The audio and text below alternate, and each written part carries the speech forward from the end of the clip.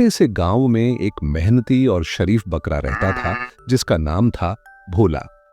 वह अपने मालिक के खेत में रहता था और अपनी बकरी पत्नी और 2 बच्चों राधा और मोनू के साथ जीवन बिताता था। भोला अपनी बकरी पत्नी से बहुत प्यार करता था, लेकिन जब उसकी पत्नी का निधन हो गया तो उसकी पूरी जिंदगी अपने बच्चों के सहारे रह गई। बकरा भोला ने अपनी पूरी उम्र मेहनत और सेवा में बिता दी ताकि उसके बच्चे एक बेहतर जीवन जी सकें। वह सुबह सुबह चरने जाता, घास चरता, दूध देता और इंसानों की सेवा करता। उसकी हर कोशिश का मकसद सिर्फ ये था कि उसके बच्चे खुश रहें। बचपन में जब राधा और मोनू, जो कि नन्हे बकरी और बकरा थे, उसे थका हुआ देखते तो उनके दिल में एहसास पैदा होता। समय के साथ वे दोनों जवान हो गए। भोला ने अपनी बेटी राधा के लिए एक अच्छा घोंसला यानी एक नया बाड़ा और नर बकरा तलाश किया।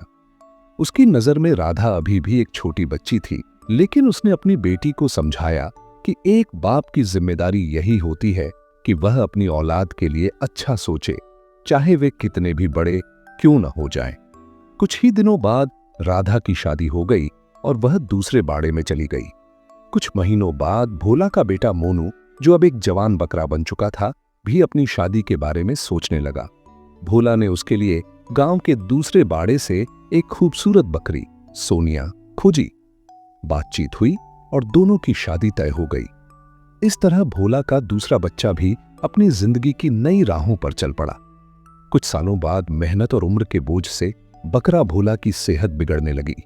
उसे मालिक के साथ जानवरों के डॉक्टर के पास ले जाया गया। डॉक्टर ने जांच करने के बाद बताया कि भोला एक खतरनाक बीमारी से ग्रसित है और अगर उसका इलाज तुरंत न किया गया तो उसकी जान बचाना मुमकिन नहीं होगा। इलाज पर 1 लाख रुपए खर्च आने वाला था। मोनू घर आया ताकि अपनी पत्नी सोनिया से पैसों का इंतजाम कर सके। उसने सोने के गहनों का जिक्र किया जो भोला ने सारी उम्र मेहनत से जमा किए थे, लेकिन सोनिया ने इसका विरोध किया। उसने कहा कि ये गहने उसके लिए थे, भोला के इलाज के लिए नहीं। उसके अनुसार अगर भोला बच भी जाता तो कितने साल और जीता, और नए गहने बनाने में तो पूरी जिंदगी लग जाती। सोनिया की बातों से मजबूर होकर मोनू ने अपने पिता बकरा भोला का इलाज नहीं करवाया। कुछ दिन बाद भोला ने अपनी आखिरी सांसें ली। उसकी मौत की खबर ने पूरे गांव को दुखी कर दिया।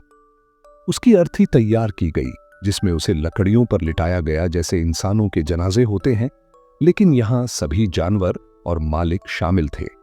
श्मशान ले जाते समय रास्ते में एक पुराना कर्जदार शेर सिंह रास्ता रोक लेता है। वह कहता है कि भोला ने उससे 1 लाख रुपए उधार लिए थे और जब तक वह रकम वापस न की जाए भोला की अर्थी आगे नहीं जाएगी। सब लोग डरकर वहां से चले जाते हैं क्योंकि शेर सिंह बहुत गुस्सैल और खतरनाक आदमी मशहूर था। मोनू वापस आता है और सोनिया से दोबारा सोने के गहनों की बात करता है ताकि वह अपने पिता एक वफादार बकरे की अंतिम रस्में पूरी कर सके, मगर सोनिया पहले की तरह इनकार कर देती है। वह कहती है कि अब भोला मर चुका है, अर्थी जाए या न जाए क्या फर्क पड़ता है। मोनू हार मान लेता है और शेर सिंह को रकम देने नहीं जाता। नतीजतन भोला की अर्थी वहीं रोक दी जाती है और उसकी अंतिम रस्में पूरी नहीं हो पाती। यह खबर जब भोला की बेटी राधा को उसके ससुराल में मिलती है तो वह अंदर से टूट जाती है। वह सोचती है कि सिर्फ 1 लाख रुपए की वजह से उसके पिता एक नेक दिल बकरे की अर्थी नहीं जा सकी। वह तुरंत अपने सोने के गहने लेती है और शेर सिंह के पास पहुंचती है। राधा, जो एक वफादार बेटी और अपने पिता की इज्जत के लिए जीने वाली बकरी है, शेर सिंह के सामने अपने गहने रखती है। उसकी निस्वार्थ मोहब्बत और कुर्बानी देखकर शेर सिंह का दिल पिघल जाता है। वह कहता है कि उसे पैसों की जरूरत नहीं, वह तो सिर्फ यह देखना चाहता था कि भोला का असली वारिस कौन है। वह सारी रकम राधा को लौटा देता है और कहता है कि उसने साबित कर दिया कि बेटियां बेटों से कम नहीं होती। इस तरह राधा और शेर सिंह मिलकर भोला एक महान पिता और सच्चे बकरे की अंतिम रस्में अदा करते हैं। बाद में मोनू, जो शर्मिंदा था, राधा से माफी मांगता है और राधा उसे माफ कर देती है।